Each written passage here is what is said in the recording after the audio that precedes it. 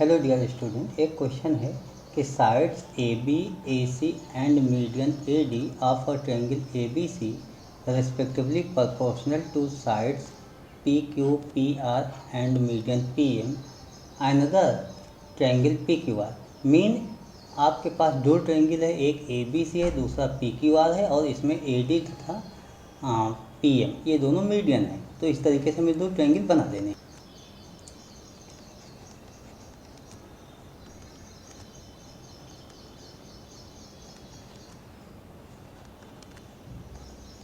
ये मैंने सब नोट किया, ट्रायंगल बना लिया और नोट कर लिया। उसके बाद अब क्या होता है, हम सबसे पहले एक एक स्टेप नोट कर लेते हैं। देखिए गिवन है तो पहले हम गिवन नोट करते हैं। गिवन क्या है, A B A C and A D respectively proportional to P Q Q R and P Q P R, sorry P R है, P Q P R and P M ये proportional है। Mean ये सभी equal हो गया, ऐसा given है। उसके बाद सो डैट इतने गिवन है। देखिए लेकिन इससे मुझे एक बात और मिली, ए डी मीडियन था, इसका मतलब हुआ B D equal to D C हो गया। एंड ये आपके पास पी एम मीडियन है, mean Q M equal to M R हो गया। इस तरीके से अब यहाँ पर हमें क्या प्रूफ करना है ये भी नोट कर लेते हैं। तो प्रूफ में ये करना है कि triangle A B C similar triangle P Q R. ये तो आपकी प्रूविंग की कंडीशन हो गई। और देखिए हम कैसे प्रूव करेंगे। अभी A B P Q A C P R और ए डी पी एम में अगर हम सिमिलरिटी की अपनी कोई कंडीशन देखें तो थ्री साइड प्रोपोर्शनल होना चाहिए। अगर दो साइड प्रोपोर्शनल है तो इंक्लूडिंग एंगल इक्वल होना चाहिए। वो तो यहाँ कंडीशन है नहीं। मीन दो साइड प्रोपोर्शनल तो हमें दिख रही है। कौन कौन सी दिख रही है, देखिए ए बी पी क्यू और ए सी पी आर ये है। अगर हमारा इंक्लूडिंग एंगल किसी भी तरीके से इक्वल हो जाता तो हम ट्रायंगल सिमिलर लिख देते, बट ये है नहीं। तो इसको कैसे बनाएंगे, चलिए हम लोग इसी पर कोशिश करते हैं और इसी को मैं आपको बताने का प्रयास करता हूँ। हर एक स्टेप ध्यान से देखिए कि क्यों हुआ है। दरअसल आप लोग ट्रायंगल को रट लेते हो, रटने वाली आदत अपनी छोड़ दीजिए और इसको समझने का प्रयास कीजिए कि हम इसको क्या बता रहे हैं। देखिए ए डी आपके पास है, अगर हम ए डी को प्रोड्यूस करें और आगे और प्रोड्यूस करते हुए इसको ए डी इक्वल टू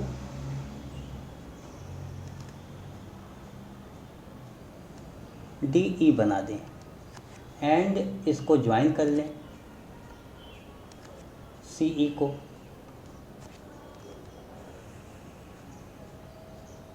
ऐसे। दूसरी बात पी एम को और आगे और इसमें एम एन नोट कर लेते हैं और आर एन को ज्वाइन कर लेते हैं, ऐसे। अब हम कंस्ट्रक्शन में अपने क्या लिखेंगे, यहाँ पर कंस्ट्रक्शन लिखते हैं।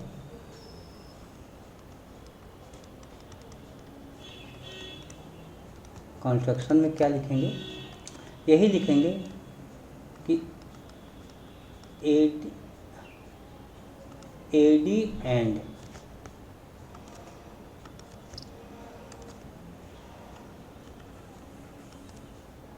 P M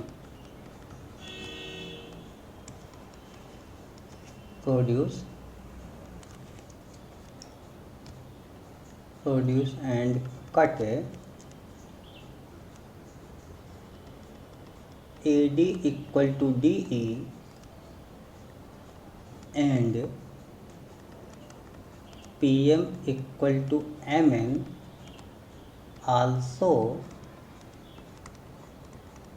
join E C and N R. मतलब इतना काम आपने किया।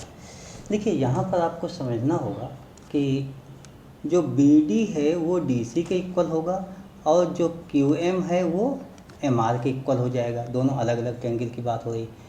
ए डी जो है वो डी ई के इक्वल है, और इसकी बात की जाए तो P M equal to M N को है कंस्ट्रक्शन। तो यहीं से हम लोग आगे इसको बढ़ा देते हैं। यहाँ से हम लोग कैसे करेंगे ये आप लोग देखिएगा, और यहीं आप लोग समझने का प्रयास कीजिएगा। देखिए आपके पास गिवन क्या है, हम वहाँ गिवन वाली कंडीशन नोट करेंगे। पहले हम यहीं से सॉल्व कर लेते हैं, उसके बाद गिवन में आते हैं। क्या करते हैं कि हम लोग प्रूफ लिख लेते हैं, उसके बाद आगे स्टार्ट कर लेते हैं। चलिए प्रूफ लिखते हैं, उसके बाद हम लोग आगे काम करते हैं। सबसे पहले क्या है, दो ट्रायंगल जैसे मैंने बताया, in triangle A D B and triangle A D B and triangle E D C, इसमें क्या गिवन है, यही जो अभी हमने आपको बताया था वो नोट कर लेते हैं। B D equal to D C, ये गिवन है, गिवन डी मिड पॉइंट, मतलब ए डी मीडियन है, डी मिड पॉइंट हो गया, ये हो गया। उसके बाद A D equal to D E by construction, ये आपने बाई कंस्ट्रक्शन ले लिया। Angle D equal to angle D vertically opposite angle. तो ये दोनों अगर हम देखें तो ट्रायंगल, ये ट्रायंगल ए डी, देखिए यहाँ पर समझना होगा कि आप सिमिलैरिटी या कॉन्ग्रुएंसी लिखते कैसे हो। ये बी डी है, यहाँ पर ए एब्सेंट है, तो सबसे पहले मैं ए लिखता हूँ, ट्रायंगल ए बना लेता हूँ। और कॉन्ग्रुएंट होगा क्योंकि टू साइड से इक्वल है, एंगल इक्वल है। कॉन्ग्रुएंट ट्रायंगल बी डी के जस्ट अपोजिट, मतलब जो इक्वल है वो डी सी है। डी सी इक्वल है मीन डी सी के अलावा यहाँ पर क्या है, ई है, तो ई नोट करेंगे, यहाँ पर ई नोट करेंगे। अब एंगल इक्वल था डी, तो दोनों में डी इक्वल था, इसलिए एंगल जो भी है वो नोट कर लिया। ए डी नोट किया, तो जो रिमेनिंग बचा, कहाँ रिमेनिंग बचा, वही जो गिवन था ट्रायंगल हमने लिया था बी, और यहाँ पे ई डी नोट कर लिया, तो जो रिमेनिंग बचा सी बच गया, सी लिख देते हैं। इस तरीके से हम कहेंगे ये साइड, दो साइड इक्वल है तो साइड एंगल साइड से ये इक्वल हो गया, ये वाली कंडीशन आपकी लग गई, यानी कॉन्ग्रुएंसी आपने प्रूव कर लिया। कॉन्ग्रुएंसी प्रूव करने के बाद आपने यहाँ पर क्या देखा कि इससे आपकी सभी साइड्स इक्वल होगी।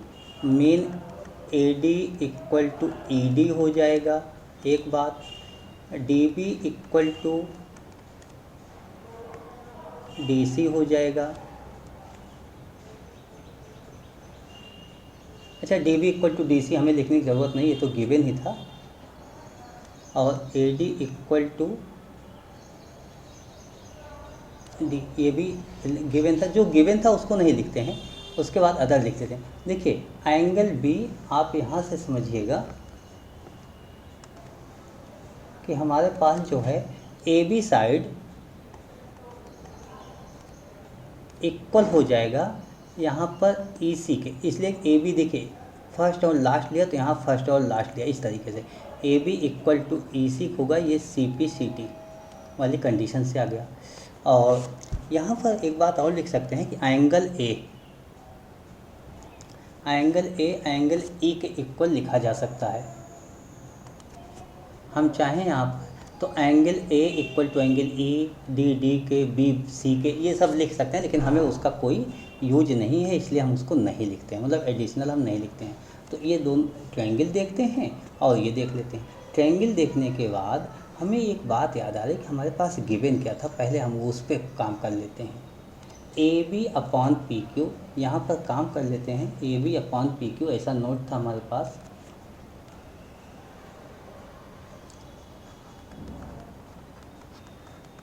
ए B upon P Q and A C upon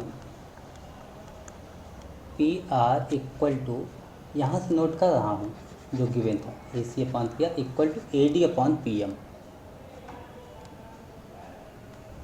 equal to A D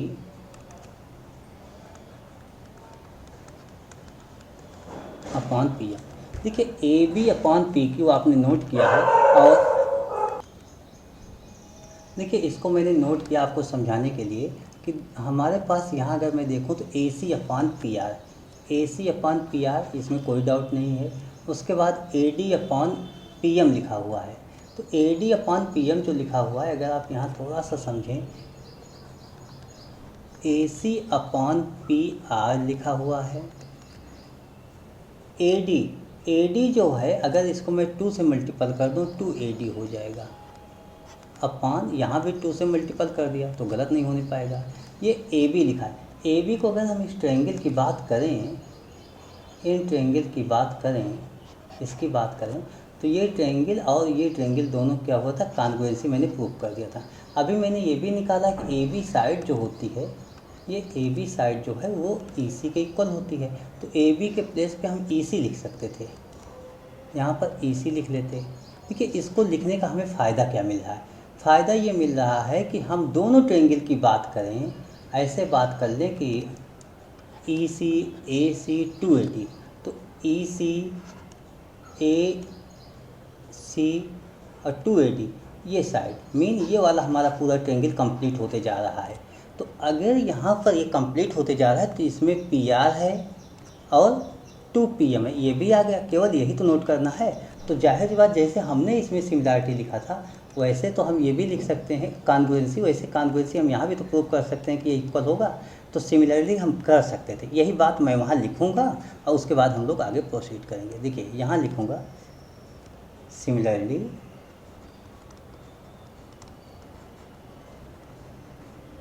देखिए मैं डायरेक्ट पहले लिख सकता था, लेकिन आपको समझाने के लिए कि क्यों हमें नीड है उसकी। तो similarly P Q equal to P N, P Q equal to R N. Similarly ये पी क्यू मतलब ये साइड जो होगी इक्वल होगा आर एन के। Similarly P Q equal to R N. बस आपको सॉल्व नहीं करना है, ये सिमिलरली लिख देना बस, हो गया कि आप ऐसे सॉल्व कर सकते हो चाहो तो भी मुझे सॉल्व करने की आवश्यकता नहीं है। इस तरीके से नोट कर लिया। अब यहाँ पर क्या लिखूँगा, आर एन। इसको अगर देखा जाए तो A C upon R N equal to A C upon P R equal to 2 A D that is A E upon 2 P M mean P N. अब आपने सिमिलरिटी लिख लिया दोनों ट्रायंगल्स में।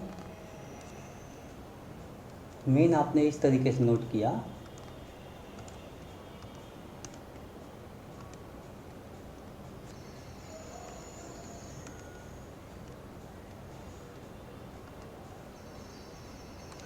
देखिए आपने इसमें नोट कर लिया कि दिस ट्रायंगल और दिस ट्रायंगल, इसमें आपने इसको सिमिलरिटी साइड प्रोपोर्शनल कर दिया, तो इसका मतलब ये सिमिलर हो गया। ये साइड प्रोपोर्शनल आपने लिख दिया, तो आप लिख सकते हो देयरफॉर ट्रायंगल।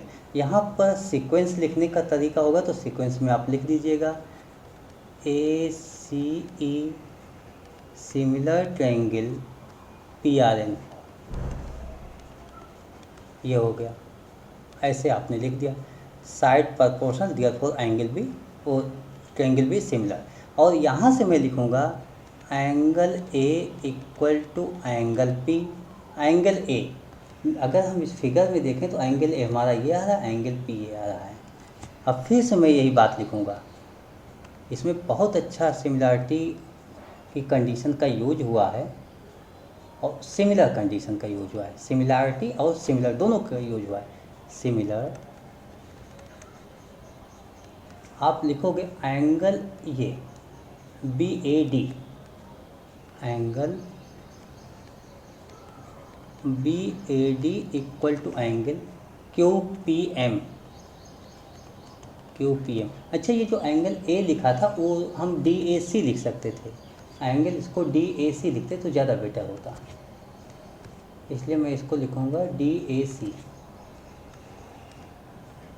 ये तो नोट कर लेता हूँ, कोई प्रॉब्लम नहीं। Angle A mean D A C, angle D A C, और इधर एंगल हो जाएगा एम पी आर। देखिए नोट मैंने वही किया है, हमने बदला नहीं है। ए पी के इक्वल है, और सिमिलरली मैंने ये लेफ़्ट साइड का भी एंगल कह दिया कि अगर हम ऐसे सॉल्व किए होते जैसे ये प्रोसेस किया वैसे तो ये भी आ जाता। ठीक है, इस तरीके से अब ऐड कर लो दोनों। तो ऐड कर लेते हैं angle D A C plus angle B A D equal to angle M P R plus angle Q P M.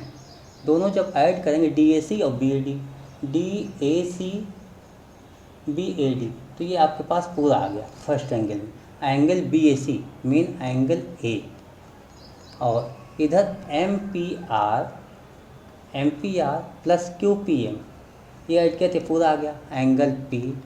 इस तरीके से हमने नोट कर लिया। क्या करोगे आप, जो गिवन है वहाँ पे देखो कि आपके पास गिवन तो ये था कि दोनों में ए बी और पी क्यू, ए बी और P Q, A B and P Q ये गिवन था proportional.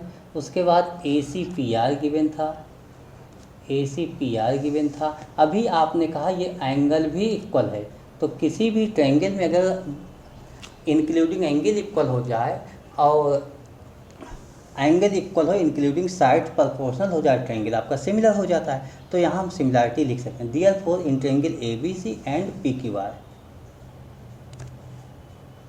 Therefore in triangle A B C and triangle P Q R, हमारे पास जो कंडीशन है वो कंडीशन मुझे देख के नोट करना होगा। A B upon P Q, A B upon P Q equal to A C upon P R and as above, अभी आपने सॉल्व किया, ये देखो angle A equal to angle P, angle A equal to angle P. तो अब आप इससे क्या लिखोगे कि triangle A B C similar triangle P Q R, मतलब उसी सीक्वेंस में लिखेंगे ए बी सी और पी क्यू आर सीक्वेंस में। तो ये क्या हो गया, S A S side angle side. इससे आपकी सिमिलरिटी प्रूव हो गई। I hope you understood explanation of this question. Okay, thank you, bye.